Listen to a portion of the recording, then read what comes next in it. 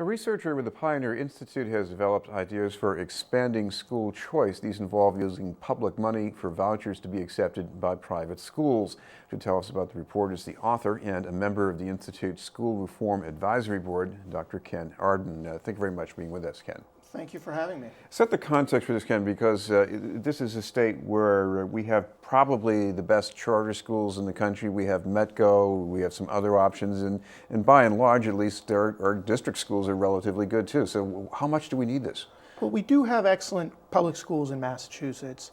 And as you said, there are some very good charter schools and there are some other options with Metco.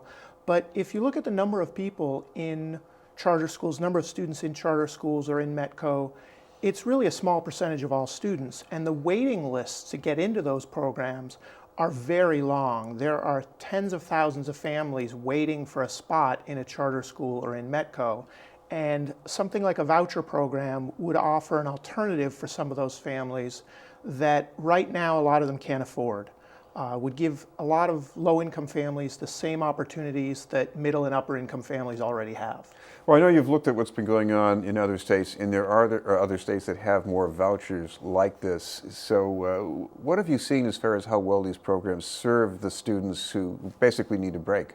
Right. So there are programs, starting in this coming school year, there will be programs in 23 other states and the District of Columbia. So it's almost half the country now. And the programs, there are a variety of different programs. Most of them are targeted at a particular population.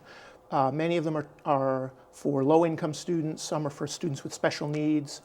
And the programs in almost all of these other states are very popular. Parental satisfaction improves when parents have these programs. The legislatures usually start these programs relatively small, and then they almost always start to expand them in the years after they come into being. And then the research on how the children are doing, how the students are doing, there have been many studies across a variety of states. And while every state is different, the overall consensus of the best studies, the most rigorous studies, is that the programs offer some students benefits in some areas in some states. No students do worse than they would in the public schools. So you're helping students, you're making parents, you're improving their satisfaction, you're giving them more choice. And one of the things that I think is really interesting is that the public schools that have the competition end up improving also. So it's not just for the students who go in and take a voucher and maybe go to a private school, but the public schools in these states that are facing the loss of students seem to improve and do a better job for the students who stay behind also. You know, for all the criticism of charter schools, it seems pretty clear that they are making an effort to satisfy some kind of a public agenda in what they do. But for private schools, I mean, they won't be saddled with that, and that, I guess, will make some people worry about it. I certainly understand that question is, you know, a charter school is a public school. Sending children to private schools is an entirely different animal.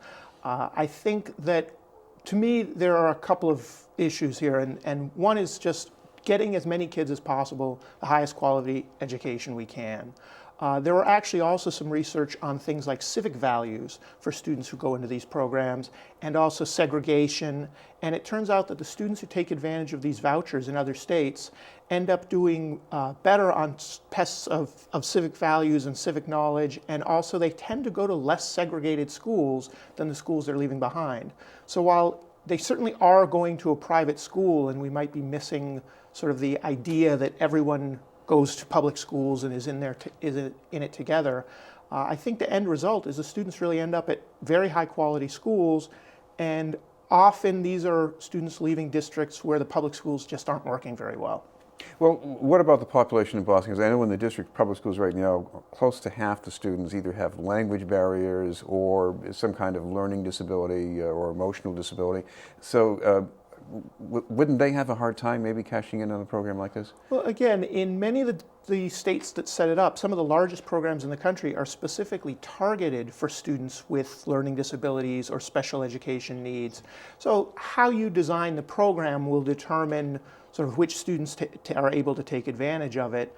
And but in those states, many private schools have been more than willing to take in students who have special needs, who have a learning disability, you know, if the voucher is presented, a lot of these families are taking advantage of it and moving on to private schools. And again, the parents and the students seem to be doing very well in school and have higher graduation rates in many cases and end up with higher satisfaction too.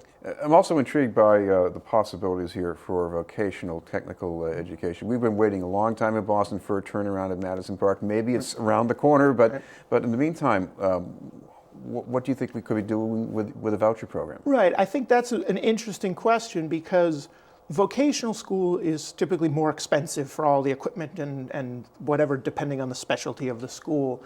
But I think that if a voucher was designed correctly to allow people to also go to vocational type private schools, you certainly have the opportunity for that.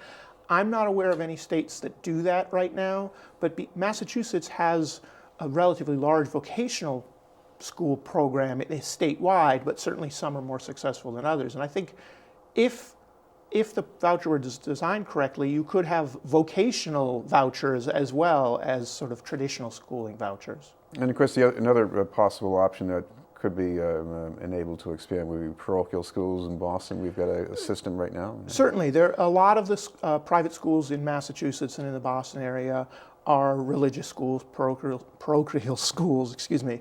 So that certainly is one of the questions about this that some people may or may not be uneasy with, is not just students going to a private school, but going to a religious private school. And that's actually one of the barriers in Massachusetts, is that the state has laws that were passed many years ago, specifically anti-Catholic laws to prevent the state from funding Catholic education. So it would be more difficult in Massachusetts. You would have to change those laws to allow a voucher program to succeed. And so it's an extra hurdle that many other states don't face. Chris, one thing you don't want to do with this proposal is have the taxpayers foot the bill for people who never would have went to public schools in the first place. So how do you keep that from happening? Right. So most of the existing programs are designed so that students who are already in public schools can use them to go to a voucher program. And many of them also have an income eligibility cap so that you're not subsidizing someone who would have already gone to a private school. There have been some studies of what happens in other states, and it's hard to identify, would this child have gone to the private school anyway and it's just costing taxpayers extra. But the best studies have shown that that is a very small number of the students, and because of the way the vouchers work, they actually end up with no net cost to the state because private schools often are less expensive than the public schools. I think a lot of people think of an expensive private school in their mind. They're envisioning a luxurious private school with $20,000 tuition, and they don't realize how many schools in the Boston area and in many urban areas where the private school is actually spending quite a bit less than the public schools. So we could provide these vouchers without any additional cost to taxpayers, and the districts that the students leave would actually end up with more funding per student, although the change is very small. All right. Thank you very much for being with us. My pleasure. From the Pioneer Institute, Ken Ardon. We'll have more news in just a moment.